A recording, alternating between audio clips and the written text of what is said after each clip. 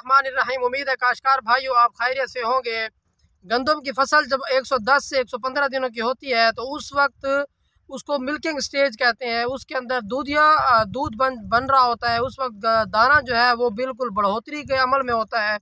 दाने के अंदर दूध बन गया होता है, पोलिनेशन हो गई होती है, उसके बाद दूधी हालत के अंदर आ चुका होता है और उस वक्त उसके अंदर जो है न्यूट्रिएंट्स जमा हो रहे होते हैं। उस वक्त वो अपनी बढ़ोतरी कर रहा होता है, उस वक्त वो बड़ा हो रहा होता है, उसके अंदर न्यूट्रिएंट्स जमा हो रहे होते हैं। तो उस वक्त कौन कौन सी चीज़ें जो हैं वो ज़्यादा अहम होती हैं जिससे आप अपनी पैदावार को बढ़ा सकते हैं। क्योंकि जब दाना मोटा होगा, दाने का साइज़ अच्छा होगा, दाना चमकदार होगा तो उतना ही उसका वज़न होगा।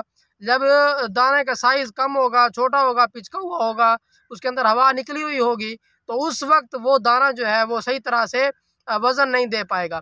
तो कौन कौन से फैक्टर्स जो हैं वो उसके ऊपर असरअंदाज होते हैं। क्योंकि जब फरवरी मार्च के अंदर टेम्परेचर जो है वो हाई होता है, टेम्परेचर हाई होने की वजह से पोलिनेशन सही तरह से नहीं हो पाती और उसी वजह से उसके अंदर जब फसल के अंदर जब टेम्परेचर में इजाफा होता है तो उसके अंदर जो है वो बढ़ोतरी सही तरह से नहीं कर पाती, वो दाना जो है वो मोटा नहीं बनता या दाने का साइज़ जो है वो नहीं बढ़ता।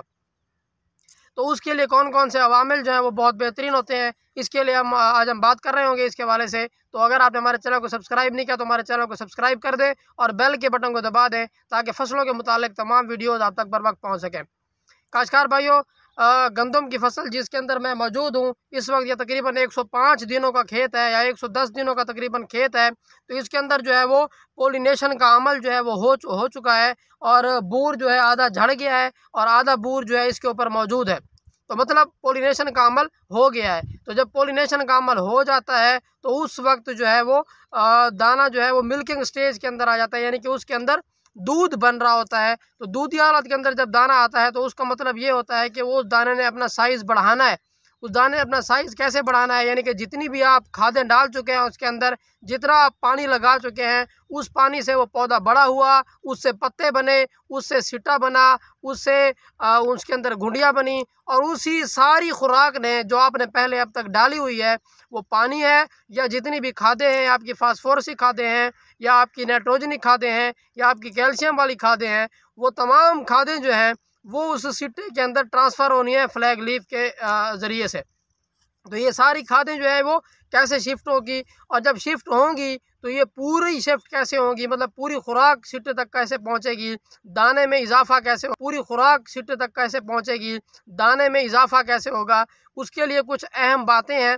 पहली बात ये कि जब आपकी फसल 105 दिनों की या 110 दिनों की हो तो उस वक्त आपको चाहिए कि आप अपनी फसल को पानी की कमी बिल्कुल ना आने दें। यानी कि आपका खेत हर वक्त वतर हालत के अंदर हो, यानी कि उसके अंदर कोई खुश्की ना हो, नमी वाली ज़मीन हो। तो उस नमी वाली ज़मीन का सबसे बड़ा फ़ायदा क्या होगा, क्योंकि फरवरी मार्च के अंदर टेम्परेचर तकरीबन 33 से 34 डिग्री सेंटीग्रेड तक बढ़ जाता है। टेम्परेचर बढ़ने से उस पौधे के ऊपर स्ट्रेस आ जाता है। पौधे के ऊपर जो स्ट्रेस आता है जिसको माहौलियाती स्ट्रेस कहते हैं, माहौलियाती तनाव कहते हैं, तो उस वजह से वो पौधा अपनी खुराक सही तरह से नहीं ले पाता। खुराक नहीं ले पाता तो मतलब वो दाना सही तरह से नहीं बन पाता। तो जब आप पानी लगाएंगे तो पानी लगाने से क्या होगा कि बाहर का टेम्परेचर जो है वो अगर 33-34 डिग्री सेंटीग्रेड होगा तो खेत का जो टेम्परेचर होगा वो तकरीबन 4 डिग्री सेंटीग्रेड से लेकर 5 डिग्री सेंटीग्रेड तक कम हो जाएगा। तो जब टेम्परेचर कम होगा तो वो 28 डिग्री सेंटीग्रेड हो जाएगा या 29 डिग्री सेंटीग्रेड हो जाएगा, जो कि फेवरेबल टेम्परेचर है किसी दाने के बनने के लिए। तो जब दाना बन जाएगा तो उस दाने के बनने के बाद उसके अंदर सारी खुराक जो है वो शिफ्ट हो जाएगी। तो आपने क्या करना है, पहली बात ये कि आपने पानी लगवाना है। पानी लगाने के बाद दूसरी आपने क्या करना है, आपने पोटाश वाली खाद का स्प्रे करवाना है। पोटाश वाली खाद 2 किलोग्राम फी एकड़ के हिसाब से SOP मिल जाती है या उसके अलावा 2 किलोग्राम के हिसाब से अगर आपको 50% वाली पोटाश मिल जाती है तो उसका आप स्प्रे करवा दें या फ्लड करवा दें। तो उसके फ़ायदे क्या होंगे पोटाश के, कि जितनी भी खुराक आपने डाली है वो सारी खुराक पोटाश जो है वो पत्तों से लेकर सारी सिट्टे के अंदर शिफ्ट करवाएगा। तो जितनी पोटाश का स्प्रे आप जल्दी करवाएंगे, पोटाश का स्प्रे आपने उस वक्त करवाना है जब बूर बिल्कुल झड़ चुका हो, जब बूर उसके ऊपर मौजूद हो उस वक्त आपने पोटाश का स्प्रे नहीं करवाना। जब बूर झड़ चुका हो तो उस वक्त आपने पोटाश का स्प्रे करवा देना है। तो वो सारी खुराक जो है वो पत्ते से लेकर सिट्टे के अंदर शिफ्ट हो जाएगी।